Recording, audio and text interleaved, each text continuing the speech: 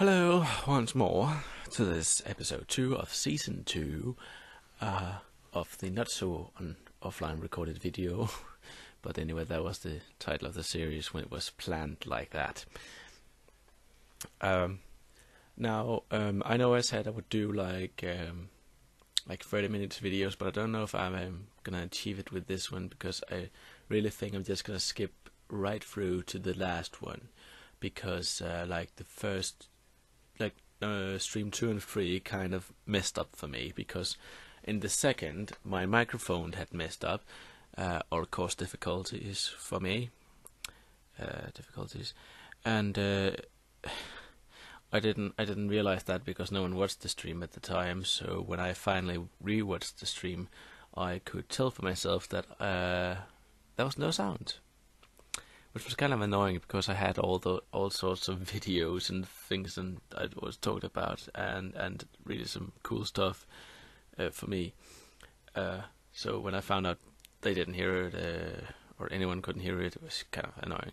So I'm just gonna speed through those. Now with number 3, I think I got the sound up and running again, but I put a noise level on my microphone in the broadcast software, which meant that I kind of stumbled a lot, or actually was cut out. So you can't really hear me. I mean, you can hear me say some certain things, but then again, it's rubbish. So I'm just gonna speed those up, so you're gonna see the progress as they were made through stream 2 and 3. But else I'm just gonna skip right through to the last one, and then it's only gonna be like 2 episodes. But I don't think I'm gonna stop season 2 here. I'm gonna continue it. Definitely. So this is just the first part of season 2. Then I'm gonna work on something else for the rest of season 2 until I decide to end it and start on season 3. Because I think 2 videos is, even for my standards, is a little too little. So stupid. A little too little for my standard of making videos. I mean, I would personally prefer 5 or 6 perhaps, and then in a whole season. So anyway, let's get going. I'm just rambling a lot. Here is, with music accompanied by music. I think music plays in the background. Stream 2 and 3 through 4.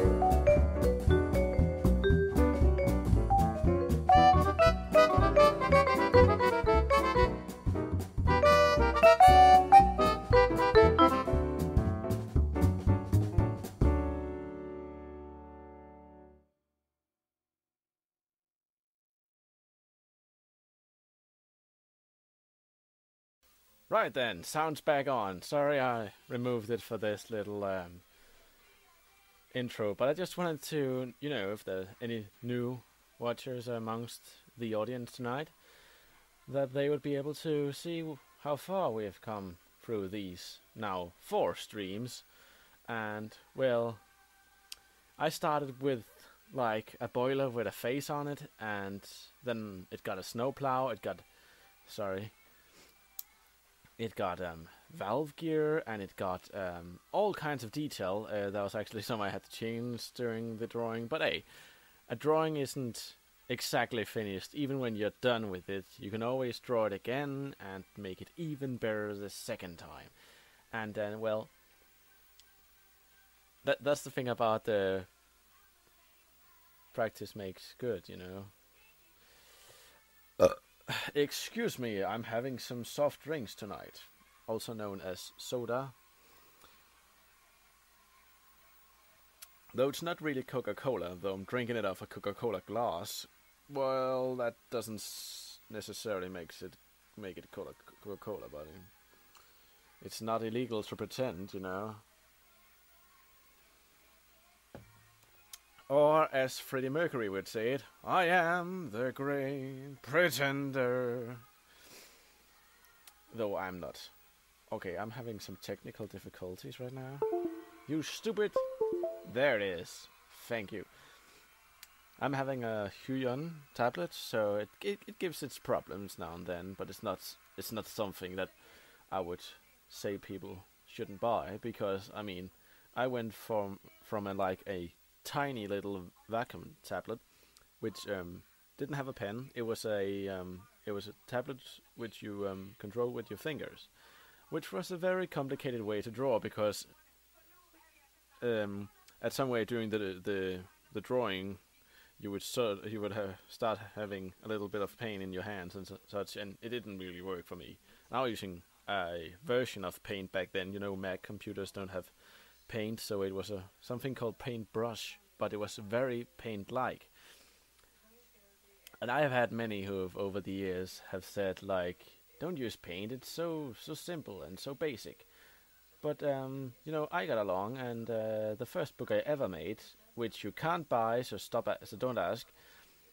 But the first book I made was actually the first with digital illustrations in it. That is, was made in Paintbrush.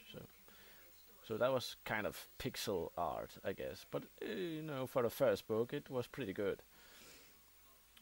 Well, yeah, I've even had some people ask me why I'd removed the book, but you know, I know a lot of my art seems Thomas the Tank Engine to you, but that was primarily why I removed it again, because I was like, this is too much Thomas the Tank Engine, and I'm trying to do something new.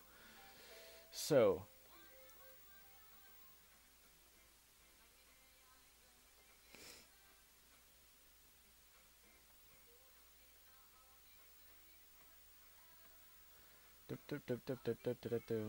I'm thinking I'm making the ugliest trees in the world, but I mean, I'm not really good at landscapes or scenery for that matter right now. And if you can hear anything in the background besides the noise from my microphone, which should work perfectly, then I am kind of watching the Danish song contest for children. Don't ask me why. I guess it's just that there isn't really that much to watch this on such a Saturday, so I'm like, oh well, I'm stuck with this. It was like at some point they had a song program here in Denmark called Mentor, and I didn't really get what it was all about, because it was like there was this special group, and there was a couple of groups, and they all had a mentor, and then at first it was the mentors who sent people who was voted to get out, a bit like X Factor, I suppose. But then it turned out to be like the mentor and the groups getting out, or something like that. And then the man making the program was the most irritating X Factor judge that had ever been, Thomas Blackman.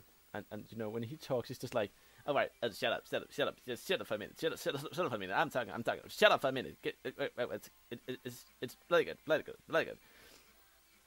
I just want to move, cool song, simply cool song, I just feel like moving to America immediately. I even caught myself in yelling at the television one evening, shut up! Because the host of the program couldn't make him shut up, the audience couldn't make him shut up, even the mentors around him couldn't make him shut up. So, I mean, he really got to, shut up. So, now I've said that. Oh, still a good way to coloring. I think we're gonna pass the 8 streams before this thing is even close to be finished, but hey, no rush. I also have other projects to work on, but I think the streams should be focused about this one. Then I at least have some of my drawings done. I'm the kind of guy who kind of makes too many projects sometimes, so that's probably why I'm so stressful sometimes. Because, I mean, like yesterday I was out recording, shut up Facebook, I was out recording for a DVD series, which I've already showed the intro for, so I won't talk about it again, but I was out recording for it. And that's kind of a very hard task sometimes, because I gotta plan when I'm gonna be at different stations. And, the thing about being a train spotter, one thing you gotta have is patience. I mean, sometimes my patience isn't that good, but I know that in order to get the shots I need for my series, I need to wait and wait and wait. Actually, the thing I spend the most time on is waiting. But that's the thing about not just in general filming trains, but a certain train that only comes along one time and then it's gone. So actually, I just told my parents today, that's how I feel like when talking about something like summer. It's the time. It's like just like a train. You wait for it in ages, and then when it really is there, it's gone in a second. That's a pretty good way of describing summer and trains as a train spotter. But I was just informed that it's now 62 days till I have to drag along in my uniform and go to the Danish Tramway Museum. In other words, yes, I'm a volunteer at that museum, and you can actually, at good days, summer days, spring days, whatever you like, I think they open in April or something like that, and there I will be dressed in a 1950s uniform. Flora, you have already seen me in that picture, and I'm not a cutie. Right, back to the point. There will be in my 1950s uniform from the Copenhagen tramways, and generally I will just be walking around in the trams on our 2-kilometer tramway, and I will be talking about history, if you have anything to ask about, and I answer in both Danish and English, just so you know. I don't speak German, so don't try. Well, I speak a little, but that's merely to communicate on a basic level. It's not advanced in any kind. But yeah, and I mean, I've been in television for it. I could show you my television stuff, but I think I might get into some copyrights problem because it's from a local TV station. So I'm not really sure I'm allowed to do that. But especially if my streams end up getting watched by many people, and it's a bit like, and besides, it's a 5-minute thing, so I would have to stop drawing in 5 minutes for you to sit back and see me driving trams. It's actually pretty cool. Oh, what the hell? I'm gonna show you anyway. Though I think I'm gonna show you without sound, because then I'm on the safe side. Do I have it anywhere? Here. I mean, if I can't find it, it's not worth the wait, so. Nope, I can't. Oh, wait, isn't it in downloads or something? Blah blah blah blah blah blah blah. Lots of boring stuff you don't want to see. And that's funny. I should have it anywhere here. Perhaps it's on here or something like that. I think I have it like under T.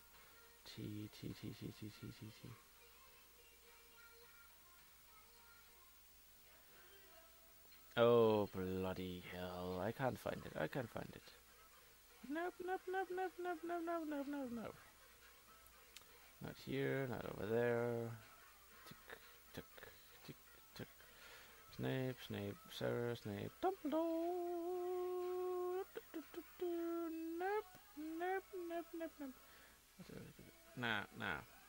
Can't seem to find it, but it's pretty awesome. I mean, I would tell you to go into the archives of the TV station, but last time I checked, my clip was gone. So happy I recorded it from my computer, because else it would have been like, oh, that's a pity. But apparently I'm not that interesting to keep on the channel, so that's. But anyway, I was like filmed for a whole day driving trams, and that was pretty cool because I haven't got my license yet, which I can understand because when I drive trams I feel like comfortable and I brake at the right time, but it seems like each time there's still something I have to learn, so.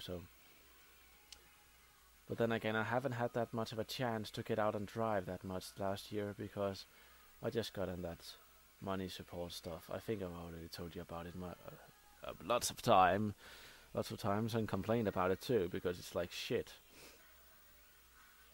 Being in depression and economical support isn't really the easy thing in the world, especially like when you feel like all your liberties are being taken from you. But hey, I'm happy for the money, and I wouldn't be able to do what I do if I didn't have them.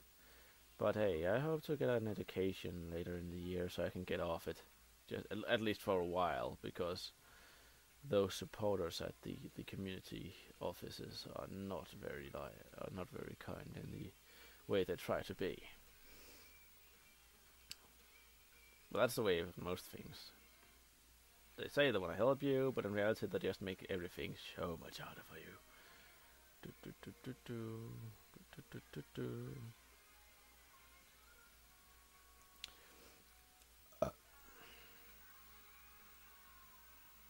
I miss you.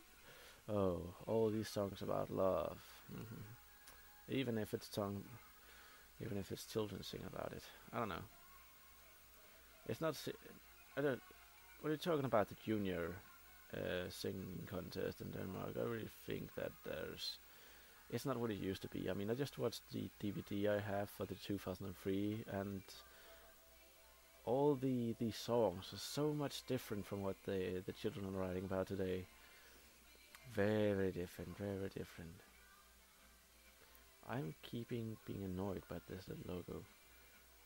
Oh, right. Someone's on the way to the cinema, but good thing I'm recording this then.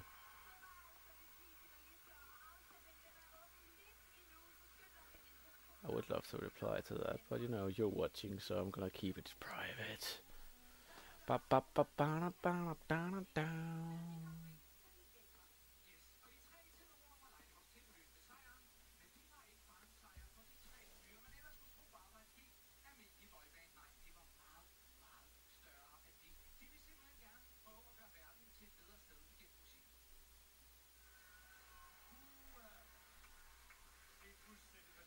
Right, and then there's some clips from the adults version of the song contest.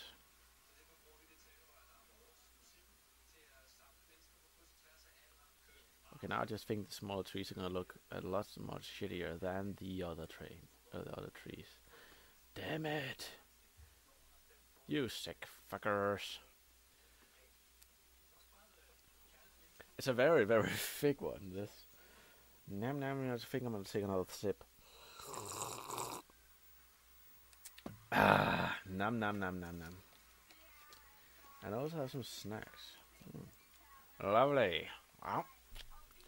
So happy I don't have a webcam. I would look so ridiculous doing this. Dim dim dim dim dim dim dim dim dim dim dim.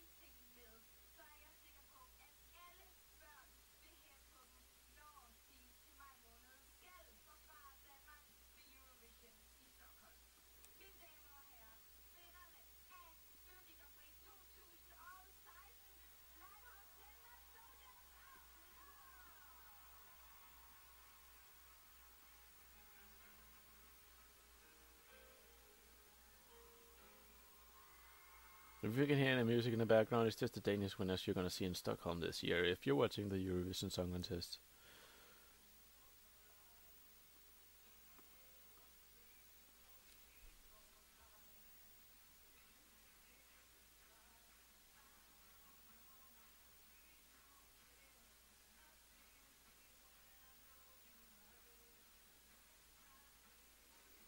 No, I don't think we're gonna win. I mean, there's a lot of people singing about love and stuff, and they don't win the song contests. So why should we? We did win in 2013, I think. Yes, it was 2013. Then we had the song contest on Danish soil, and that went totally wrong. So when people started about talking about we win again and on our own soil, I was just like, no, we don't need to win. We don't need to win. We just showed how bad we were at organizing a thing. But I thought it was pretty hilarious because the Danish hosts we had, they were pretty funny to watch. I mean, all the sketches they had was just like, oh my god, a 12-point song, and yeah, well, I thought it was pretty fun. So it may have cost us a lot, but it was worth it, I guess. Oh, it's gonna be so packed with stuff because like it's like the old Thomas and the Tank Engine. Because the old episodes were like model trains, but that was kind of perhaps a little bit lame compared to the CGI of these days.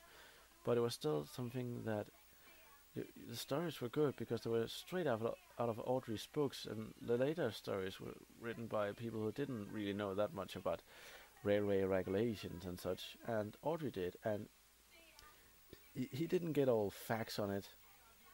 He didn't get all facts on it, but he still managed to tell a story that was historically correct and fitted in between the the regulations of the British Railways. I mean, every time you have like an unneeded stop, like an emergency stop on a route, in one of his stories, there's always one of the crew members who walks down to the nearest signal box to report their position, and that was actually real thing.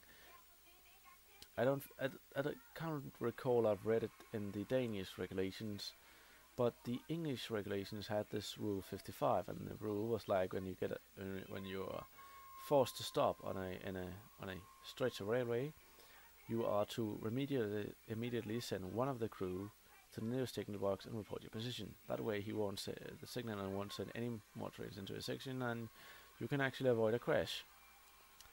And this rule should probably have been used on the Danish railways in 1919, because on the 1st November of 1919, it was the big shift day, I think it was called, and I keep having to read into this because I forget what the date's about, but I think it was something like all the employers who were employed by the great farms around the country, they could I think it was they could shift workplace, like swap workplace with each other, and therefore that day was very packed with passengers. On the stretch near Copenhagen, at a part called Vierslev, a train which was 15 minutes delayed was braked or stopped just outside the signal box at Vierslev. The reason why they stopped was the emergency brake was activated because a little boy had played with the door lock, and the door lock had opened, and the door swung open, and the boy had disappeared into the night. So far, so good. They stopped the train to find the boy, and when they found him eventually, and both his arms and both his legs were broken, and then the mistake of the evening happens because the signalman at the post in Vierslev got concerned because, as you now know, the train that stopped was 15 minutes delayed. So, and there had been a fire in a city far away, not that far away, in Køge, and they needed to send a fire train there, a fire rescue train or whatever it's called, with all the fire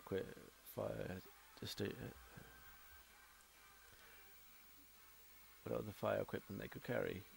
and he wanted to get that through his section as fast as possible. So he wanted the train with the boy to go as fast to get through. So he told the driver of the train to get going as fast as possible, and then he went down to the box, I think, to let. No, wait. That was wait. Then he goes back to the signal box, I think, to try and to reset the signals. And the post in Vigerslev is a very modern one. They have like a electric signal equipment, and then he tries to reset it, but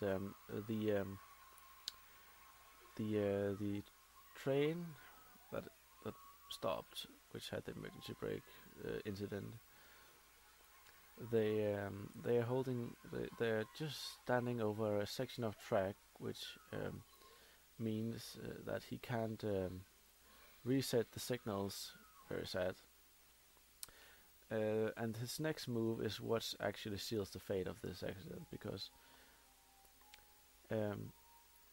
as he tries to reset the signal box equipment, it accidentally sends some electricity over to the next box, which activates the signal for letting a train pass through. And the signal man at that post is very new in his job. I think he's only been employed like in 6 months, so he's very new to the job. And I don't know why I'm telling you all this, but now you get the full story. And he sends the train in his section and a delayed express, which is an extra train because, like I said, there are many passengers that day. And when the express train gets to him, the guard at or the signalman at Vigerslev realizes his mistake and tries to start the train, but too late. And the train with the boy that had fallen off, they just managed to like set off, but at a very slow pace, and then the express catches up with them and smashes right into the end of the train, which in other words ends with like 40 people dying. And that's Denmark's worst railway disaster. Not, of course, to be measured with the greatest British accident, which cost more than 200 people their lives. But anyway, that was just an example. I wanted to tell you how Rule 55 could have been used on Danish soil. Nu skal det handle om fortiden, om dengang sporvognen stadig tøffede rundt. Den unge mand bag mig hedder Sebastian Berthelsen. Han er 19 år gammel, og så er han lidt usædvanlig for hans alder, nærmest besat af det gamle køretøj. Det er en af årsagerne til, at hans lærer, der hedder Michael Peter Nielsen, skrev til vores... Det er egentlig ret så enkelt. Jeg har talt om noget, som virkelig har påvirket os kultur, har været transportmiddel for så mange. Hvis Sebastian Berthelsen fik lov, kunne han tale flere timer om det her. Jeg vil gerne have kørt rundt i sporvogn i København i dag, det er helt sikkert. Faktisk har han tabt sit hjerte for længst, og derfor kan man for det meste finde 19-årige Sebastian Berthelsen lige her. Hvis det var et jordskælv, så ville det jo være epicentret, så jo, det her, det hele foregår simpelthen. På Sporvejsmuseet Skjoldenæsholm, der ligger i Jystrup uden for Ringsted. Så når man selv kan stå her og som sagt lige høre en sporvogn, der kommer ind og så se den og se en anden afgå, jamen det giver jo en følelsen af travlhed. Sebastian Berthelsen er 19 år gammel, men lever helst i lidt af en tidslomme, når han kan komme til det. Også når han selv står ved styrepinden i en af museets gamle sporvogne. Han er nemlig under oplæring som vognfører, helt som de gjorde det dengang.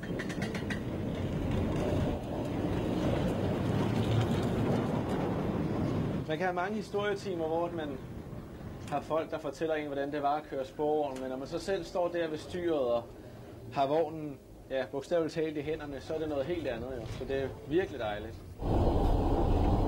I 1972 kørte den sidste sporvogn i Danmark. De fleste af dem har dog efterfølgende fået et liv her på museet. Heldigvis for Sebastian Berthelsen, kan man sige. Jamen altså, jeg har altid været fascineret af Danmarks historie, og især sporvognen er jo en virkelig spændende del af vores kultur, så at at komme herned, det er jo, altså jeg har været her siden jeg var lille, så... Og det er faktisk ganske lille endda. Allerede omkring de 3 år begyndte interessen, og siden har den kun vokset sig større og større. I dag står han så her, også som konduktør på den 2 kilometer lange jernbane, der strækker sig langs museet. I 34, der får man jo S-toget i København. Det er blandt andet her, han deler ud af al sit nørderi og viden til passagererne. Det er jo en lynhurtig måde at komme rundt i København på, og det bekymrer lidt Sporvejene. Sebastian Berthelsen er et af de yngste medlemmer i foreningen bag Sporvejsmuseet, og de sætter stor pris på de unge kræfter blandt den lidt aldrende kulturhistorie. Jamen det betyder da rigtig meget, fordi så får vi altså lidt balance mellem yngre og ældre, og det har vi behov for. Og de yngre, det er jo fremtiden. Også digitalt har Sebastian Berthelsen fundet vej til det gamle transportmiddel. Lige nu sidder jeg og tegner en gammel vogn her fra museet. Indimellem kan han godt finde på at trække sig tilbage, lidt for sig selv i en pause her på museet. Men omgivelserne taler selvfølgelig for sig selv, og det samme gør arbejdet på den bærbare computer også. Jeg finder jo alting fascinerende ved dem, altså deres udseende, deres historie, så at sidde og tegne sporene, det er jo en særinteresse for mig. Man lever sådan i en verden og sidder der og tænker tilbage på den gang, det kørte, og selvfølgelig har man ikke oplevet det, men man kan stadig have tanken om, at man ser gaderne for sig. Sebastian Berthelsen bor i Strøby og går til dagligt på EUC, hvor han lige nu forsøger at beslutte, hvad han skal kaste sig over efter sommerferien. Desværre kan han ikke helt komme til at leve af det, han elsker, og så måske alligevel. Nu får vi jo lidt banen om nogle år, så selvfølgelig, hvis jeg kunne uddanne mig til et eller andet derinde for... Det vil jo være en mulighed, fordi det er jo på en måde sporvogn og noget, jeg brænder for, så det vil jo være dejligt at kunne arbejde med det. Og indtil da fortsætter han præcis, hvor han plejer. Det er jo mit afslapningssted, det her. Altså det her, man er fri for mobiltelefoner og råbende mennesker og alt det andet der kan man komme og slappe af og lave lidt arbejde og køre rundt med nogle sporvogne, og det er jo meget afslappende. But we have a lot of English words we're integrating in our language. I mean, I think we're becoming more of a two-language nation, because even I say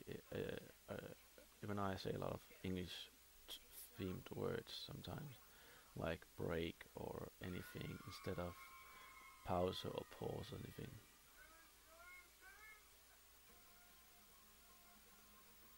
That sounds a bit Irish.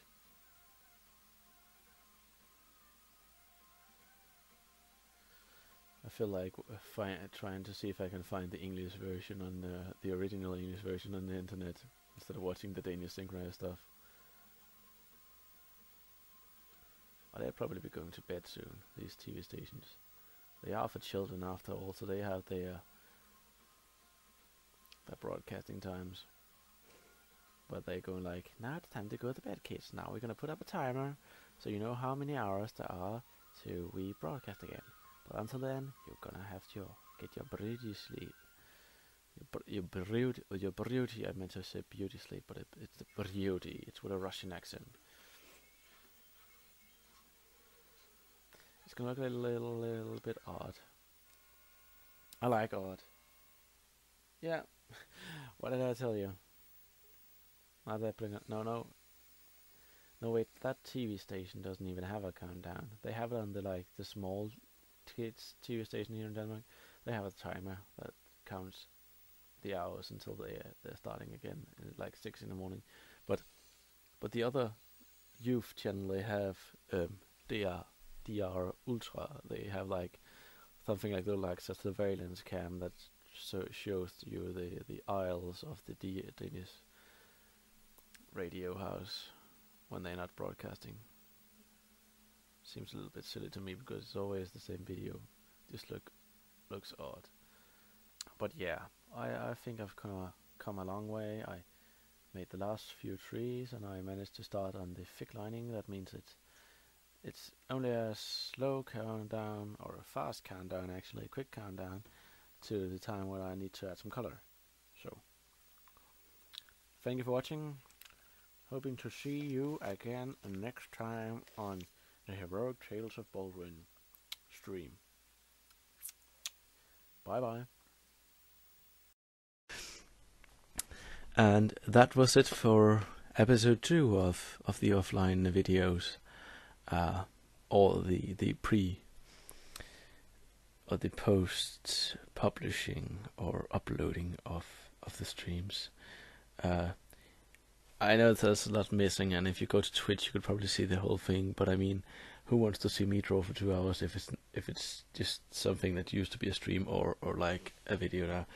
I don't think that's many. So yeah, I got it down to 35 minutes today with a lot of rambling, and it was mostly from a stream which I was all by myself on doing. But I'll see you in episode 3, which will cover the final and definitely last of my streams about Baldwin, and then I will include 2 episodes. And then I will continue with some episodes of a post I'm doing for my children's series books, which will be out hopefully soon. But I mean, the year's not over yet. But I doubt that I can make it in time for my original deadline. But it's because it's more or less a one-man project, and I do get help though. But I'm going through a very difficult situation or time with both writer's blockade and a lot of things. But anyway, see you in episode 3.